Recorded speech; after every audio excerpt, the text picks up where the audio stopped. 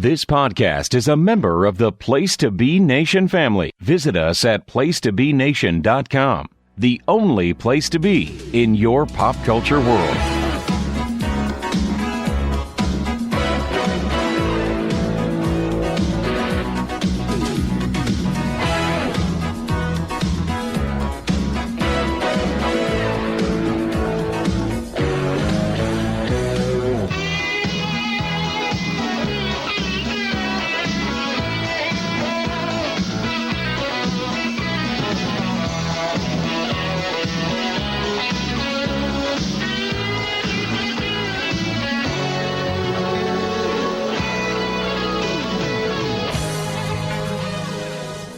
Place to Be Nation Wrestling. Welcome to episode number 49 of NWA Crock and Roll. We are one episode away from the Big 5-0, and we won't share what we plan to do for that episode. We'll let it be a little bit of a surprise, but should be a big 50. So kind of cool to celebrate us having 50 episodes of this pod based on the journey we've been on and some of our prior episodes over the last few months where it got a little heated. So Dr. G, how are you doing tonight? I'm doing great. This is it was an interesting last show, so it should be interesting to see how things get fired up tonight. Yes, Colin McDougall. Hopefully you're doing well this evening. I am. Yeah, I'm fine. Yeah, it's it is what it is. I am ready to talk about these matches. Some good, some not so good. Better than that dross that we watched the last time. Okay. Not the last time. Kayfabe. Fuck, I'll edit it out. Right, stop. I'll edit it out. You don't have to. I think it's funny that you broke kayfabe. Just keep it in. Better than the dross we watched a couple of episodes ago. Fucked it. Still haven't recovered apparently. 5 minutes in. No. We had episodes 47 and 48 were very good, bad, and or indifferent, but it was really I've not recovered from episode 46. All right, and Scott Shiflett. Hey guys, glad to be back and talking about some interesting matchups that we have tonight. I can't wait to hear everyone's takes because the last couple of episodes we've been getting hot and heavy. Indeed we have. So this will be our second Bridge episode after a monthly watch. On our first Bridge episode that we did at the end of April, we went back to 1985. We call these episodes a Pre-Crockett Match Year Spotlights. So this time we're going to 1984, so we're going backwards. And 1984 in the NWA is known as a year of change. And there's like this whole YouTube channel on there that has a lot of 84 in it, and it definitely has some interesting things not very good, and hopefully we'll find some good stuff here in 84. So our first match we're going to talk about tonight has the Nature Boy Ric Flair taking on Gentleman Chris Adams. It is from February 3rd, 1984. It is for the NWA title. And on our last Pre-Crockett Match Year Spotlight, we watched one for Flair versus Terry Gordy that the majority of us liked. Colin, you were not on that episode, but let's see how we feel about Gentleman Chris Adams. Because overall, I tend to enjoy Gentleman Chris Adams. Overall, I've enjoyed him over the years. But anyway, so Adams is the American champ here, which, again, like we talked about in the past, would become a WCCW title after breaking away from the NWA. Sunshine is by his side. So Sunshine seems to be making the rounds in 85. Anyway, Sunshine was in our last episode, too, I think, when Ric Flair was macking on her. Flair is in a bright red robe. Flair gets Mike, tells Sunshine she's the only woman in Dallas not cheering for Ric Flair tonight. Let's see. Lawrence, who is on the commentary, keeps coming up with these terms for Flair and calls him like he's exotic and he's a peacock. And I have no idea what he's been smoking. He just calls Flair these weird things. Chris is super over here. There's some tie-ups, mat work, and breaks to start. I like Flair getting out of a hammerlock by lifting Adams on shoulder and taking him to the corner. He does some nice arm work, hits a great knee to Flair's arm. They trade small packages. Adams does a side headlock on Flair, which seems like a very long time. And every time Flair tries to escape, Adam holds on to it. There's a nice trading forearms between the two. Adams then has Flair on the ropes, but gets tossed outside. Flair does elbows to his face on the apron. Adams sunset flip back in for 2, followed by a backslide for 2 and a botched backdrop. Suplex for 2. Adams gets a sleeper, but Flair hits a backbreaker. Adams gets another backslide for another 2 and a bridge. Flair gets back in control. Adams hits a super kick, but he's tired. Flair falls on apron on outside and outside and over spot as he's thrown into the corner. Adams does a diving headbutt for 2. Adams gets another super kick, but Flair gets his foot on the ropes at the 2 count. Flair reverses a throw in the corner, but Adams with a cross body, but Flair rolls through and gets the 3 count. Overall, I enjoyed this. And I kind of have always thought Adams was underrated great, but I also like, again, we have Flair going to a territory where we don't have a schmaz and we actually have a finish. I thought the first 10 minutes was a lot of arm work and headlock, but I thought the second half was nice. So I actually went 2.5 on this. Dr. G, what did you think? I did the same. I went 2.5 as well. Yeah, the first part of the match was a little I don't want to say more boring, but it was a lot of arm work. But then the match did pick up, and gentleman Chris Adams has had some good matches. I've seen some good matches with him over the years. He's really, really good heel. When he's in his heel persona, but he was one of those guys that was he was ready to break out to superstardom. He kind of did himself in, to be honest. But I thought like I said, not a great match by any stretch of the imagination, but nothing bad.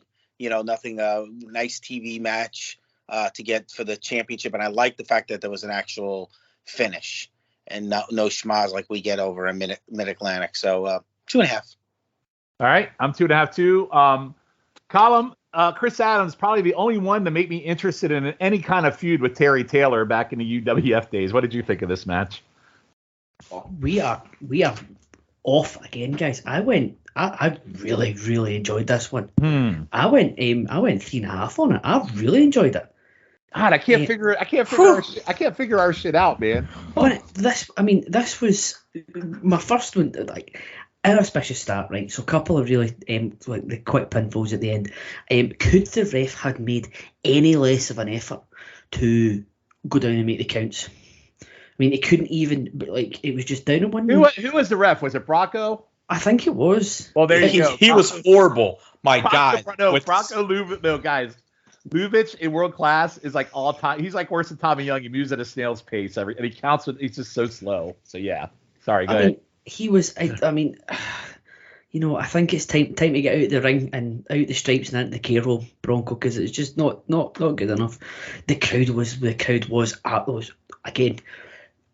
Ding ding. Crowd was hot for this one. Flair was giving Adams everything he could. I mean, he stooged for everything he sold and reacted to everything excellently. It made Adams look like an absolute hero. It made him look like $1 million. I felt the pacing of it. It just moved. It heated up at exactly the right pace. I think it was just everything. Every time it needed to get a bit hotter, it did. There was no. I didn't think there was any. It moved at a fair clip. I mean, I think it was only 15, 20 minutes long, but it just moved at the right pace. The crowd when Adams hits that last super kick was I was out of this world. By the way, how great is Adams' super kick? He's really good. That super kick's so amazing. Good. Yeah, it's very good. I popped for the super kick. I mean, I love the super kick as a finisher, and it's devastating what it's become in 2022 because of those two fannies.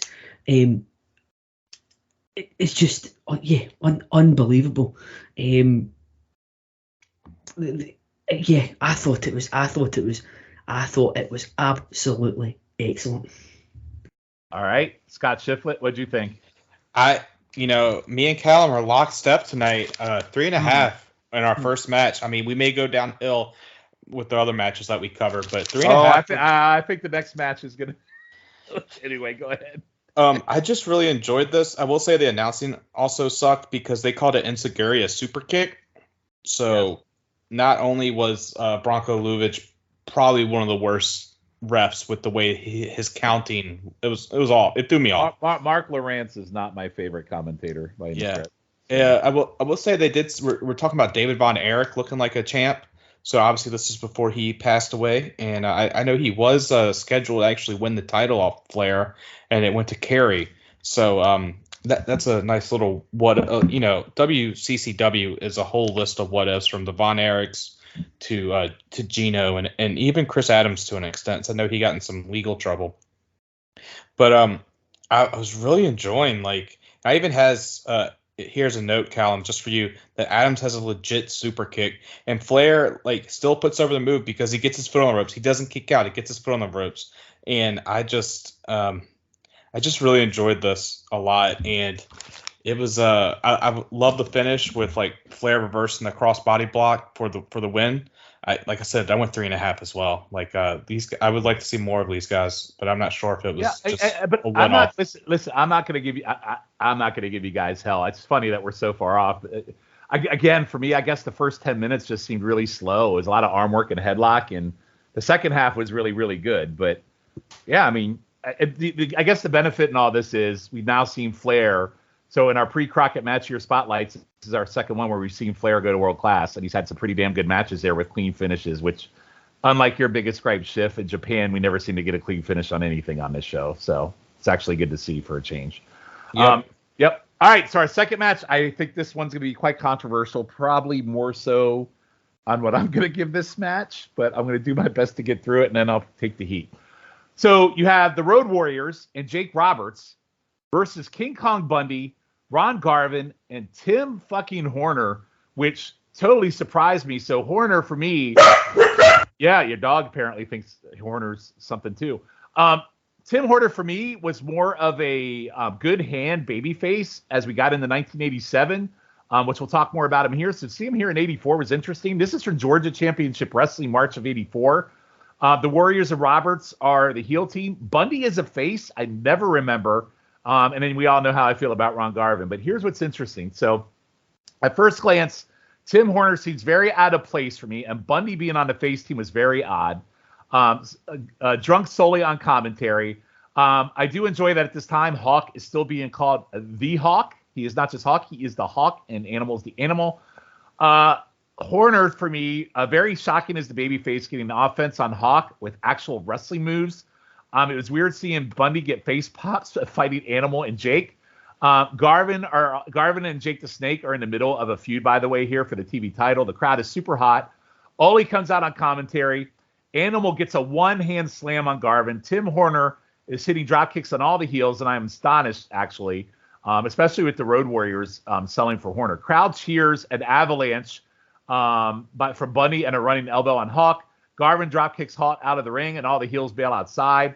It's kind of for me, I thought it was kind of a hot 3-minute start as we cut the break. Back from break, Jake is in control of Horner. Heels work over Horner as Ole talks up Horner. Horner gets a roll behind of 2 on an attempted Animal press slam. Horner as a face in peril against his team is actually very crazy to me as we get him in our timeline, like I said, in 1987, where he's a good hand like Sam Houston. Heels beat up Horner for a while until he gets to tag to Garvin. Garvin is kicking all the heels' asses to the crowd's delight. Horner tags back in, which seems like a mistake as heels quickly work him over. Horner then gets another hot tag to Garvin, and he slams and stomps Jake, but Jake chops him in the throat. Hawk tags in, works over Garvin. Garvin escapes with an arm drag and again tags in Horner. I don't get why they keep tagging Horner. I don't know why they're not tagging Bundy, because I would like to see more of face Bundy. Horner misses a drop kick on Jake, but falls behind a slam attempt for a roll-up. Hawk runs off ropes and absolutely destroys Horner with a really good clothesline. The DQ is called, and we end the match in a free-for-all. Okay, so here's a shit take. I'm going to take my beating. I really thought this was good. I thought it was 9 minutes of just like total nonstop action. I was disappointed by the lack of Bundy, but surprised by Horner as a hot babyface and the LED selling for it. I went 3 stars, guys. I liked it. If it's a shit take, it's a shit take. But I thought freaking Horner eating shit. You know why I liked it? The unexpectedness of Horner being the top face in this match against who was in the ring with him totally shocked and stunned me. And that clothesline he ate at the end, he freaking got killed. G, go. I know you're not going to agree with me, but that's fine. Go ahead.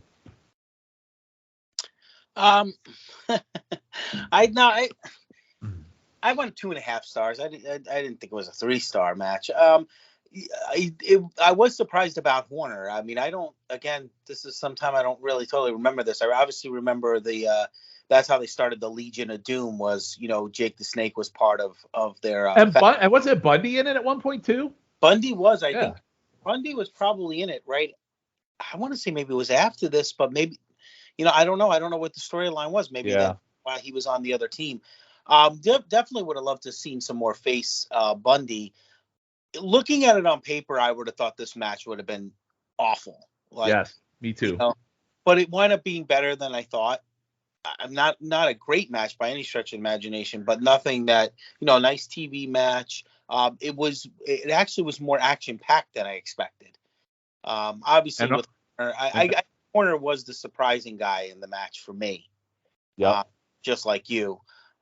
So I mean, again, I would never say it was 1-star match or anything like that, but 2.5 stars. I mean, I wouldn't have gone as high as you did, but definitely unexpected, especially with Road Warriors still being relatively green at this time. Yeah, I mean, I think it was just a pleasant surprise, and maybe that's when I went so high because I didn't expect to enjoy it as much as I did, I guess. Colin, how about you? I thought this was enjoyable. I inauspicious start when I heard that Gordon Nazoli is commentating, and my first comment on the match itself was Bundy is a very round man. I was interested by Garvin and Roberts squaring off against each other because obviously they've got both of them in their own unique way are masters of psychology when they're wrestling.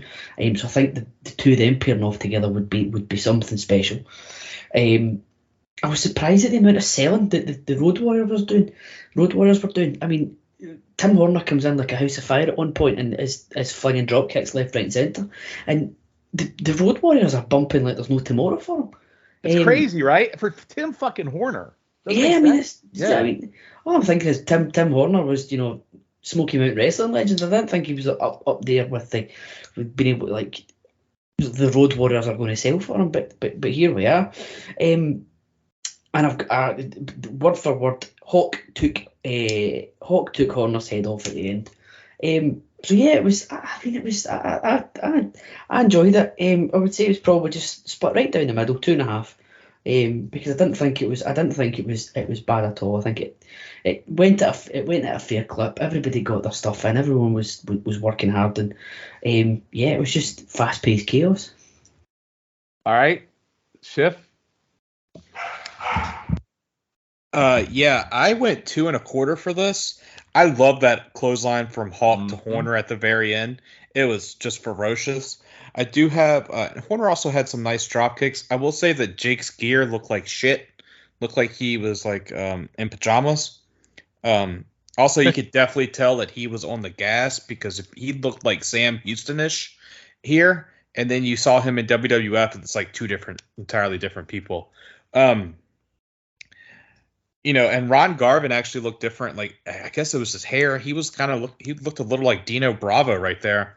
But it's just a basic match. It was weird seeing Bundy as a babyface. I'd only seen him as a heel with WrestleMania 2 and like his run in 1994. But yeah, just 2.25. I love seeing Hawk. Like that clothesline, you guys need to go out of your way to see because comes off the ropes and just murders poor Tim Horner. And Tim Horner actually has some good drop kicks as well. So I think I gave a 0.5 star just for that clothesline. It's really good. Like at first, I didn't know what he was doing because he seems like he's like lost in the ring, but then he's like, no, I'm gonna get optimal attack on this, and just runs off the ropes and just kills him.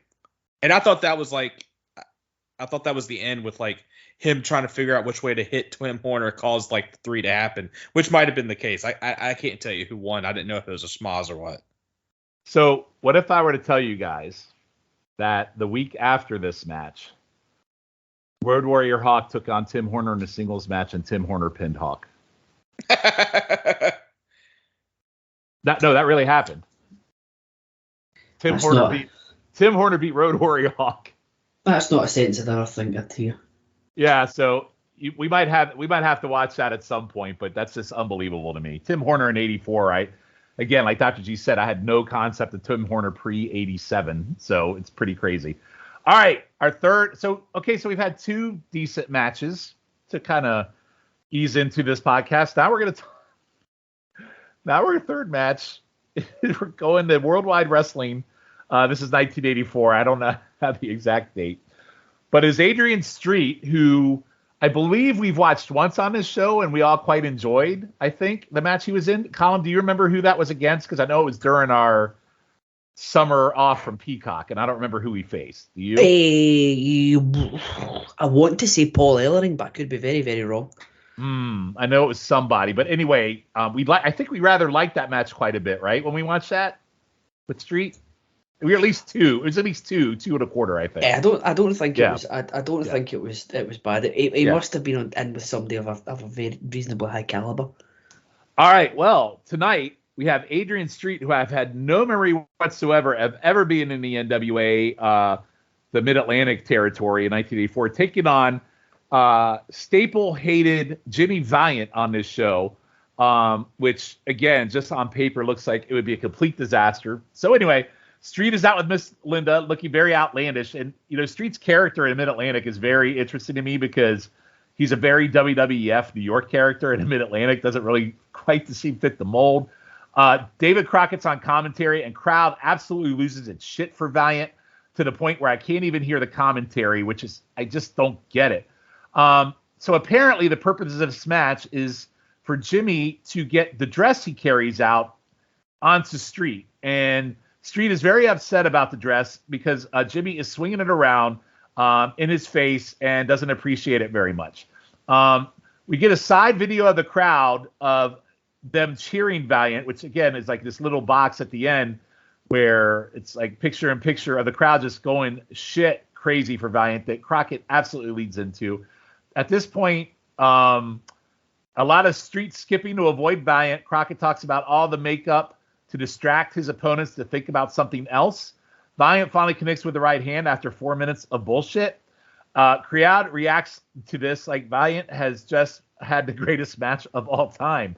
Valiant goes behind with a waist lock, and Street escapes by wiggling his ass into Valiant's crotch. And I would be lying to you if I didn't laugh as Street celebrates this. Valiant gets a full Nelson, then turns and butt bumps Street to the outside. Street then gets a full Nelson, then tries to do the same thing, but Valiant moves on the butt bump, and then Street falls. Street then comes back in and beats up Valiant. Linda pulls Jimmy's hair on a ref distraction. Valiant gets a sleeper, and he gets Street to the mat and pins him at 6:45 with a sleeper. He goes to put the dress on. Linda is in and hits Valiant with her pocketbook. Then they beat up Valiant and put the dress on him. Jimmy hawks up and clobbers Street, then elbows Street out of the ring and rips the dress off as the heels retreat. I am going to reserve comment. I'm going to column first. So you'll be happy to hear that the Adrian Street match that you were talking about was actually the first match I have taken my notes for in this here notepad that I have in front of me. It was on Crock and Roll episode 20, Houston Layover Part 2. He, in my opinion, had a 2-star match with one Terrence Taylor. Wow. The computerized man of the 90s. So I was right about 2 stars. That's okay. Okay, yeah. So now that I need to go back all these pages. Wow, 29 episodes. That's a big pad. I did a lot of them on the thing. I did a lot of them on the computer. I lost the pad in the move. So we've actually out of the 29 episodes, I think about 28 of them are missing. Nice. The video title was A Year of Transition. That's what it was. A year of transition. Yeah. Thank you. Yes. 1984, A Year of Transition, Part 55. Now, unfortunately, in the Part 55 or in the 54 parts before it, they couldn't transition Jimmy Valiant out, which is very, very disappointing. My next notes are here. Whole lot of stalling, whole lot of nothing happening. What the fuck did I just watch? That was rubbish. It was an 8-minute video. Approximately 5 of that was the match. And 3.5 minutes of that 5-minute match, there was nothing happening.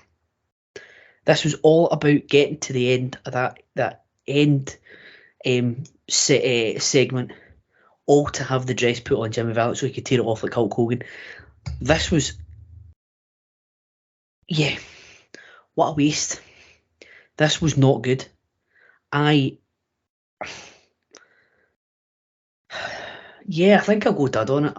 It was just, So was there like no, okay, to take the match aside, were you entertained by nothing? Like none of the like street antics, none of it? I am entertained by like Adrian Street as from the very limited Adrian Street I've seen, is an entertaining character. I didn't get it. I mean, the post match assault I think was okay from Miss Linda. The match itself didn't do anything for me. I mean, it was all centered around the pre and the post match. You might get a star or two from me for the whole package. The match itself was nonsense. It was there to be the meat in the middle of this angle that they had. They had no need for it. They could have done it. They could have done it any way they wanted. They could have done the like they could have had Jimmy Valiant go up to. I don't know if they were doing the sort of the podium interviews. I imagine they still would have been. It was only a year earlier. They could have done that and had him attack him there. And put the dress on him. There was no need for the match. It's one of these things. It was more, the match was just there to allow the angle to happen. Yeah, but the crowd just absolutely loses its shit for Jimmy Valiant. Schiff, I know you absolutely hated this, right? Yeah, this was god awful. I went dud as well. Like, this was a long 8 minutes. Like nothing was happening. Like they did like this weird. I guess Jimmy Valiant created the rear view that Naomi uses because he did that to knock Street out of the ring. And then like Valiant did his best Hulk Hogan impersonation with ripping off the dress. Dud. Like I agree. It could have been a year of transition to getting Valiant off our TV. Callum was 100% right with that comment. All right, and Dr. G, what do you think? I think I went like a half a star on it just because I gave it something just because I do enjoy Adrian Street. Adrian Street's like the original Goldust if you wanted to compare to anyone. And also, let me tell you something. He's got a vicious side to him. He had a vicious feud in Florida in the mid '80s with Dusty Rhodes, believe it or not. So if you Google some of that, there was he definitely was involved in some feuds. Wherever he went, he didn't stay long. He was more of an attraction, but he would win a lot of his matches. Jimmy Valiant, I just don't get it. I know he was also big in Memphis, guys, too. He was one of the popular guys in Memphis as well. So there's just something he brings to that 80s crowd. The match was kind of nothing to me. Like Callum said, you could probably just done the actual storyline without even having to have the match. But maybe it's just because of Jimmy Valiant and we've just seen so much crap from him that we're just tainted a little bit. But I just, there wasn't anything that was that enjoyable. So I'm assuming, Sean, that you did like this a little bit. Okay, so let me get some clarity. The match sucks. Okay. As far as the Jimmy, okay, so you remember how we always talk about, I don't understand why the Mid-Atlantic crowd likes Jimmy Valiant and right. what he brings. This match, I guess for me, kind of saw what it was, because I think between the antics between him and Street, I kind of get why they were entertained. Street is a very outside the box Mid-Atlantic wrestler. Like I said, he's like more New York. So their antics and his shit with the antics with Jimmy Valiant for this crowd, I could see why that's probably over now. As far as the match is shit. It's 100% dud. Was I entertained? Yes. I was. So when I say, so I know when we were pre-recording this, I said, I've probably never been more entertained by a Jimmy Valiant match. That's probably true, but the match itself absolutely sucks. So hopefully that gives it a not shit take context to it, but I was entertained. I thought Street rubbing his ass into Valiant and then Valiant moving on the bump and Street falling out. I mean, I was entertained. I was. So, but the match was a complete and utter dud. Would you guys like to shit take me on any of that before we move on? Or no? Column? Schiff? Nope. Yeah. I respect your opinion, even though it was a dud of a match. I was entertained. So, Column. We have no, it's fine. All right. And on that note, we'll go to our next match. Place to Be Nation Wrestling Network, welcome back to the second half of episode 49 of NWA Crock and Roll. You'll notice that the voice talking to you just now is not Sean Kidd. Sean's had to leave us. He got a very important call during the break from Jim Crockett. He has to go and actually take care of some business for the musical acts due to appear at the Great American Bash. I hear that Willie Nelson is trying to pull out. The contact has been made. He's trying to pull out of one of the dates, and Sean is trying his best to recover that. So we shall see what happens there. But you do still have the three remaining horsemen to guide you through the second half of this episode, which kicks off at the Tulsa Convention Center for Mid-South Wrestling, and on the 26th of August 1984 it is a bunkhouse tag team match between the team of Hacksaw Jim Duggan and the American Dream Dusty Rhodes against Hercules Hernandez and Butch Reed.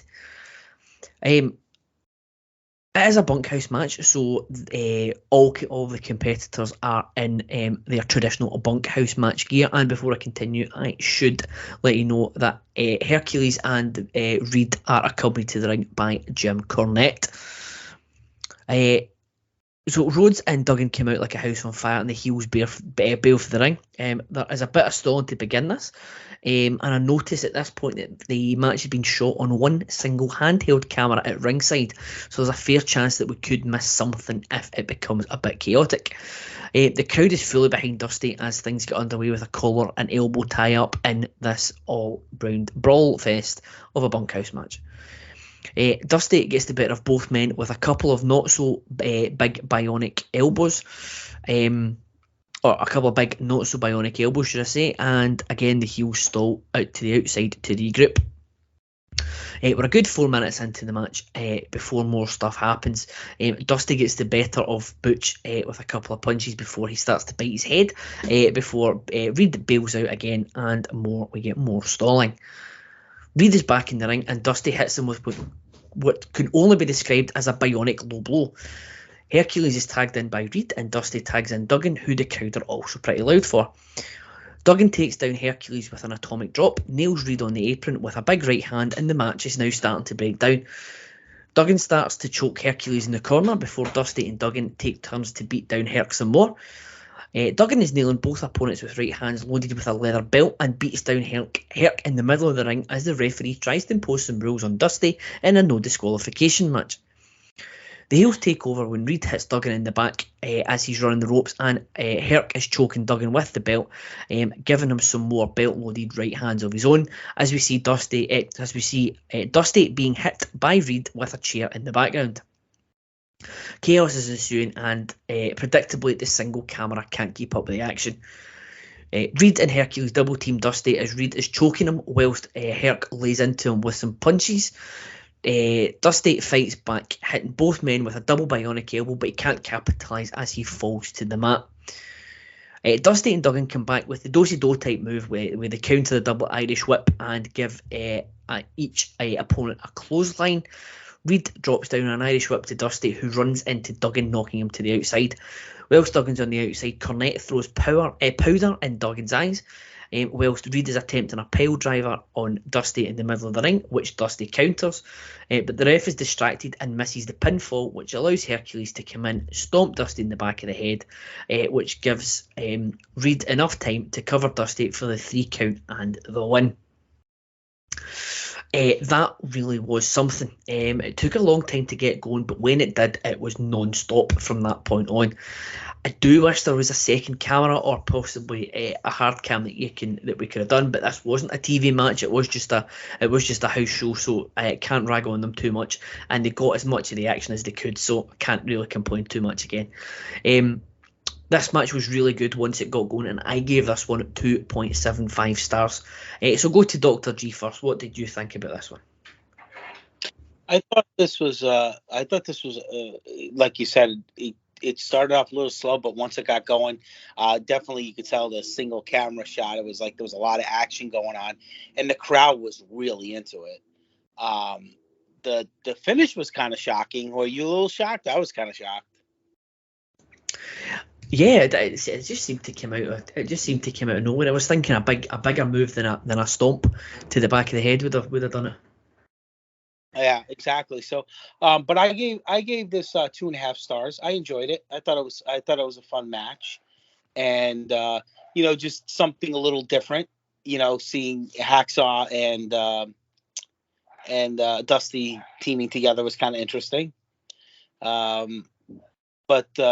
no, I like the action, and I just, to me, when a crowd's into it, that really helps make the match, I think, because you kind of get caught up in the moment of it. So, but like you said, a little slow to start out, but once it got going, it was, a lot of action. Yeah, absolutely. Agree with everything that you've said there. Scott, what are your thoughts on this one? I went 2.5. The one camera thing was a little rough, but I did love how Dusty hit the elbows to Reed at the very beginning, and the place lost their damn mind. This was before he did the elbows to the nuts on Reed. It was just great. Like, the crowd was just loving Dusty, and Duggan actually brought out some tape that he then choked Hercules with, which I believe he used the same tape in WCW in 1995 and 96, which I thought was, a nice little ongoing thing. But no, I'm okay with Rhodes losing because Mid-South wasn't his home territory. So you can't, have the outsider come in and win. So I was okay with them losing, and they did it, even though there was no DQ via nefarious means. But this was just a fun match, and, them shooting from like 3/4 of the ring aside, it was a very good match, and I would just go out of your way to find this match. Yeah, so we're all roughly in the same ballpark. 2.75, 2.5s from here. And Sean, before he left, has left his ratings as well, and he went 2.5 on this one as well. And I totally get your point that you made there, Schiff's a good point that you made, that they're not going to. Dusty was the only person that was realistically going to lose. It's not his home territory, and certainly if the heels are going to win, they're not going to pin Duggan and keep Dusty strong, as he's only there a bit part, and Duggan's one of their main attractions. So, yeah, good shout on that one. So we move from one tag match to another. The next match we're looking at is the team of Manny Fernandez and Buzz Taylor against Black Bart and Dory Funk Jr. With JJ Dillon at ringside. Now, this match is from the USA All-Star Wrestling Volume 1 tape, and it is from a worldwide taping, but I cannot for the life of me find any other information on this match from either Cage Match or History of WWE.com. One of the teams comes out to Footloose. I can't imagine it's Black Bart and Dory Funk Jr.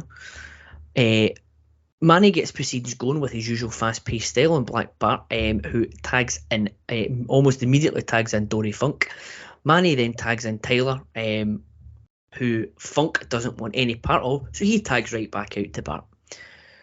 Taylor takes both men down with successive scoop slams as Bart and Funk head to the outside to regroup. Black Bart tries to tag Dory in from the floor before the ref tells him, no, you cannot do that.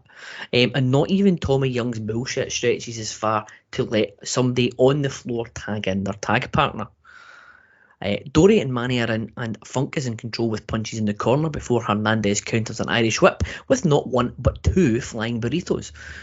Dory throws Manny to the outside, which allows JJ to put the boots to Manny, and subsequently allows Funk and Bart to get the beat down, as Tony and David hype up a match between Sergeant Slaughter, Don Carnodle and Magnum TA versus the Russians, which sounds like an interesting match to say the least. Funk and Bart continue to work away over Manny until Manny starts raging bullying up on Dory and fights back with multiple karate chops until Dory hits a back suplex for the double down. Dory misses an elbow and Manny makes the hot tag to Buzz Tyler, which gets a reasonably decent pop, surprisingly so in fact.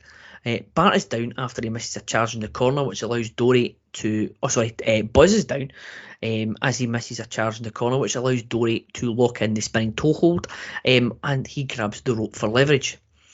We get a Tommy Young bullshit alert as he takes it upon himself to kick Dory's hand off the rope as opposed to counting him out and disqualifying the man. Buzz takes Dory down with a shoulder tackle and then runs the ropes as if... runs the ropes as if to wind up for another tackle until JJ low bridges him, which results in the DQ. Chaos ensues both match with Manny taking both Dory and JJ down, with JJ selling the flying burrito like absolute death. Meanwhile, Bart and Tyler brawl on the outside. This was passable. It was decent enough. It wasn't awful, and it was nice to see Dory Funk as well on the pod. So I'm not going to complain there. As I say, decent enough TV match, and I have gone the Gentleman's 2 on this one. So I'll go to you first, Mr. Scheffler. I really enjoyed this match. I went 2.5. All right. Yeah, I was shocked. I really thought I would be the low man on this, but I loved Raging Bull. He was going crazy on Bart, and for anyone that listens to the PTB and YouTube Roulette podcast, we call Dory Funk DMV Dory, and I just love seeing DMV Dory not moving at the slow speed that I'm talking with right now, and it was nice. And I noticed that Tony said that Dory is the master of Oriental style of fighting at one point. If someone can please explain to me what that is, or just not a cheeky way of saying like, oh, he fights, for New Japan and All Japan. I didn't like the ending, the VSDQ over the top rope. I remember as a kid, I thought that was real cool, something that set WCW NWA apart from WWF. But that's the most chicken shit rule that they had to basically get someone out of it, and it just pisses me off. Like, because this was a fun match. And I don't know if you guys realized, it was JJ at ringside with Black Bart and Dory, right? Yes. Okay, I just want to make sure I had that correct. But it's just crazy. I know, like, we had talked on previous episodes how he was with other wrestlers, but I didn't know that he was slumming it with Black Bart and DMV Dory. So, no, it was a fun match. Like, I love seeing Raging Bull. He's someone who I thought, after seeing him in a bunch of matches, he could have been, like, just above, like at the same level as Jimmy Garvin, as Dr. G said last episode, of like, upper mid card or mid card, but he just seems to be a jobber to the stars, sadly. But he's a lot of fun, and the crowd was really behind him. Oh yeah, he is excellent. Yeah, when we first, if you think back to when we first started, JJ, look where JJ is now. JJ started this our journey. He had Buddy Landell. He had Black Bart, and I think he either was just about to kick Ron Bass to the curb or already had, shortly before our timeline, kicked Ron Bass to the curb. And to think he's now with the Four Horsemen is quite the year for Mr. Dillon. It's quite the upgrade. It certainly is. So we have a Gentleman's 2. We've got a 2.5. And we have got what did you give it, Dr. G?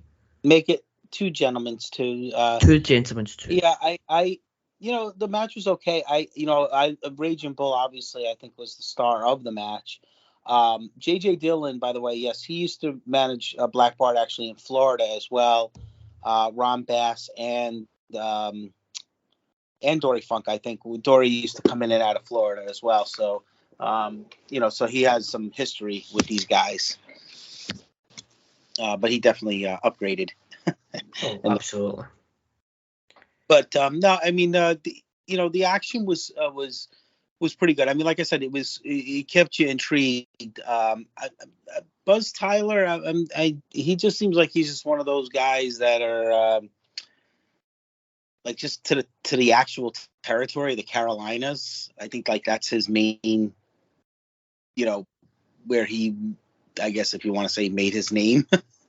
I would have loved to see Raging Bull with a different partner, but and then Black Bart is Black Bart, and Dory Funk. I agree with you. Sometimes Dory Funk could be slow and plodding, and but there are times when Dory Funk will put on a great match. You know what? He was a great wrestler. It's just that he just did a style that he was not like his brother. He just did a style that was more slow paced. But Yes. Gentlemen, No, that's fair. So 2 gentlemen's 2, a gentleman's 2.5, and a 2.25 was given by Sean. I find it quite funny that we've finally seen Buzz Taylor. I think he was Mid-Atlantic champion for a good the first 6 months of our timeline, and I think we only saw him once on the Great American Bash '85 as like the third man in a 6-man tag match. So the mystery man Buzz Taylor reveals himself. So we move on now to the final match of the episode. It is another tag match, and this is from, I believe, Mid-Atlantic Championship Wrestling television show on the 20th of June 1984. It pits Mark Youngblood and the Renegade against Ivan Koloff and Don Cornado for the NWA World Tag Team Championships, and this is a no disqualification match. So the Renegade is the alter ego of Mark's older brother Jay Youngblood, and in my research I find out I actually share a birthday with Mark Youngblood. So there we go, we are birthday brothers. A hot start from all 4 men brawling in the ring before Tommy Young gets some semblance of order, and we start with the good guys taking turns working over Koloff. The crowd is so hot, as we come to expect from the Mid-Atlantic TV show, but they go a step higher again when Youngblood gets a sunset flip on Koloff, but Ivan is in the ropes, so no count happens. But this is they're baying for blood already. Mark locks in a side headlock on Cornado as the crowd are reaching a fever pitch. Renegade hits an elbow drop for a 2 count as the good guys continue to work over Cornado. A couple of fun moments then happen. First, when Koloff is in the neutral corner in discussion with Tommy Young, Renegade takes Don over to his corner and then pulls him away when Ivan realises what's happening and goes over to make the save. And then when Ivan is distracted again with Young, Renegade quickly lets go of the headlock, drop kicks Ivan off the apron, and is then straight back to the headlock. And the crowd are all over this. Youngblood is then tagged in and repeats the first spot, and again the fans are all over the fact that the faces are outsmarting the heels. Cornado finally manages to fight back and almost takes Youngblood's head off with an absolutely disgusting clothesline. Both men make the tag, first with Don making the tag to Koloff, and then just as Ivan is getting to Youngblood, he tags in the Renegade, and my god, that pop. Renegade has the upper hand of the hot tag and hits Ivan with a drop kick and a bulldog before both men end up down when they knock heads in the middle of the ring, and this allows Koloff and Cornado to take over.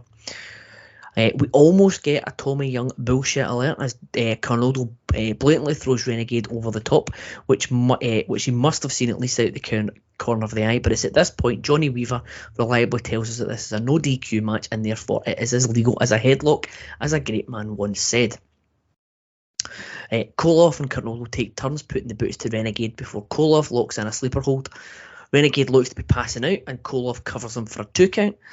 The Renegade gets a brief hope spot with a couple of chops, moving out the way of a Koloff corner charge and rolling away from an Ivan elbow drop, but it is to no avail as Ivan locks in a bear hug. The crowd were ready for the comeback and the hot tag there, and they're just getting more and more behind the Renegade, and the crowd are again reaching a fever pitch here. Eventually, the Renegade starts to bite Ivan's head in an attempt to get out the hole, but Cornado attacks him after a blind tag. The crowd at this point are ready to explode, and if and when the Renegade can make that tag.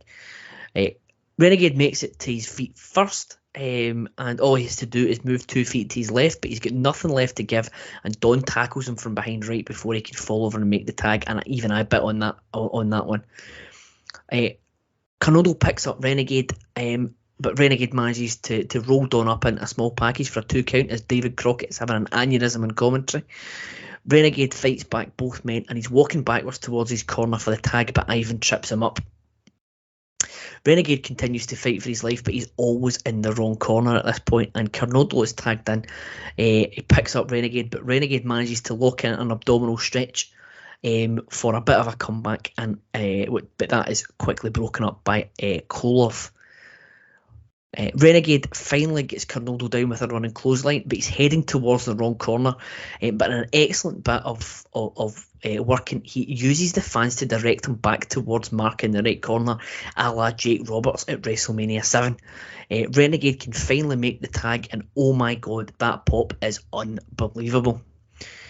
Mark comes in like a house on fire, taking out both men, throwing Carnolo over the top rope for a bit of retribution from earlier, and he does the same to Koloff as the Renegade and Don brawl on the outside.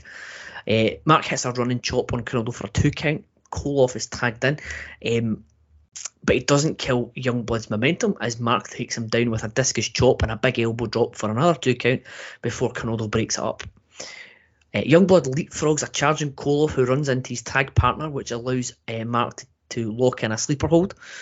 Nikita Koloff is then seen trying to enter the ring, which distracts Tommy Young long enough to allow Don to come off the top rope with a flying clothesline to the back of Youngblood's head, which leads to Ivan covering Mark for the 3 count. I thought this was absolutely excellent. The whole section of Renegade selling the prolonged beatdown was exceptional, and they did enough hope spots without them overstaying their welcome at becoming too grating. They really hit the sweet spot in that. There was times where I was biting along with the crowd, and I am definitely going to go back and watch this again, just so I can watch it all the way through. It is genuinely one of the best matches I've seen since we've been doing this pod, and I gave this one 4 stars. So I'll go to you first, Dr. G. What are your thoughts on this one? The one thing I noticed with all this, that crowd was hot. Oh man, definitely amazing. I mean, I went 3.5 stars. I really, really enjoyed this. I love the pace of everything. I loved the way the Youngbloods sold, and the faces in peril kind of thing. Just all around, I just enjoyed the match. I didn't even have that many notes just because I enjoyed watching the match so much. This one I actually watched today. So, I really, it was a little pick me up on a Monday, as we're recording this. So it's just something I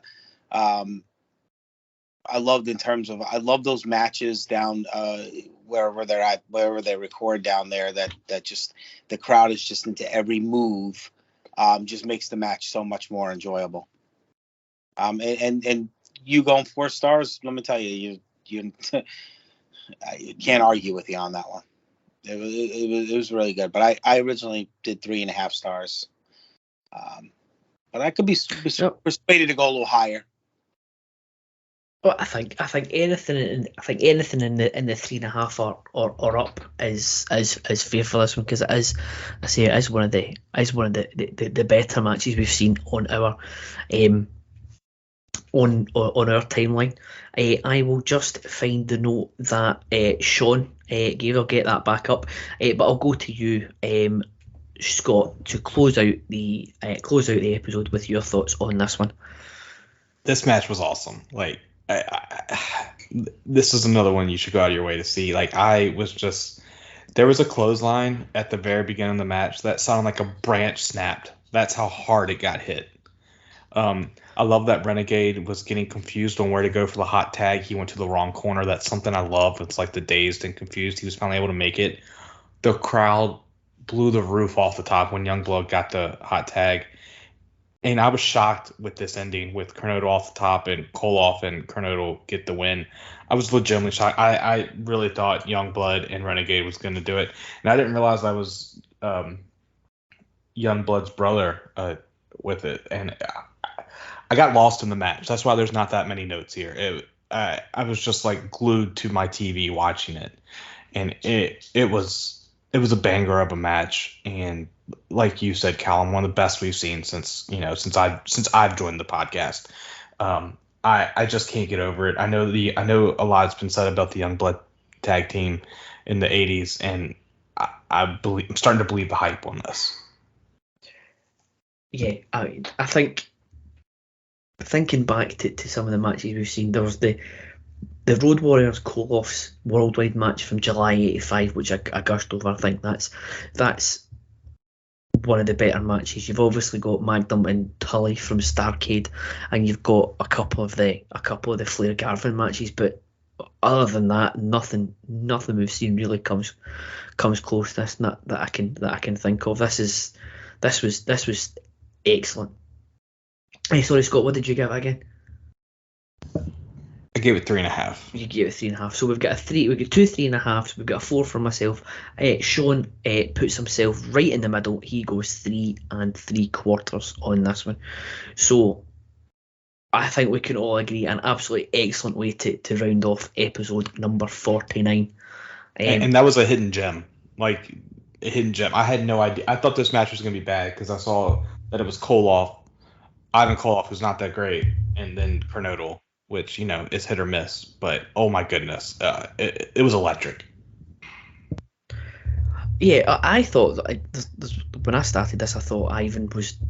I thought the same about Ivan, but there's been some matches we've seen that he can still hold his end of a bargain in a good tag match, as long as he's not the focal point. He can still knows his way around the ring, and this one proves it. Absolutely excellent. So that rounds us off for this episode. A look back at 1984, and from some of our favourite Crockett stars that we've seen over the course of the pod. We've got a very special episode number 50 coming up, as far as I am led to believe. But that's Mr. Kidd has got his fingerprints all over that one. So look out for that one dropping in a couple of weeks' time. Dr. G, what have you got going on for the good people on the Wrestling Network? Got the NWA Saturday special, which drops every Saturday morning at 9 a.m., where I cover with the Podfather himself, Scott Criscuolo, we cover the current NWA and all the goings on there with the most famous owner, WPC himself, William Patrick Corrigan, who many are not happy with these days. So, but we break it down, we tell it like it is, and but we love the NWA. But if they're not doing stuff that that's not right for the fans, we make it known. That's one thing we do. So we don't hold back. And I could be reached at Dr. G PTB on Twitter. Dr. G, co-host of the number one NWA podcast in the whole podcast sphere, and the most impartial NWA podcast in the whole podcast sphere, right here on the Wrestling Network. Chef, what have you got going on for the good people? Just check out all the podcasts here on the Wrestling feed, the Pop feed, and the NoSo feed. Everyone's cranking out great material. But yeah, it's just been a fun summer. It's been hot, but the content we're dropping is even hotter, and I can be found on Twitter at Scott_Shiflet. Excellent stuff. And for me, you can hear me on Wrestling's Chicken Salad. You can hear me on the Starflation podcast, the Special Relations. We are due to come back anytime now with the grand comeback from our paternity leave hiatus, and please, if you could like, follow, subscribe any and all of our streaming accounts, twitch.tv/PlaceToBeNation, PlaceToBeNation, all one word, on YouTube, facebook.com/PTBN Live, and at PTBN YouTube on Twitter. It would be greatly appreciated. But that's all we've got for episode 49. We'll be back with, as I said, the very special episode 50 in a couple of weeks' time, and then episode 51 we get cracking with June of 1986 in the run-up to the Great American Bash tour that is coming up in July. So if April and May are anything to go by, June should be another absolute banger of a month, and we hope that you'll come along on the journey with us starting on episode 51. But until then, we will see you in 2 weeks for our 50th episode.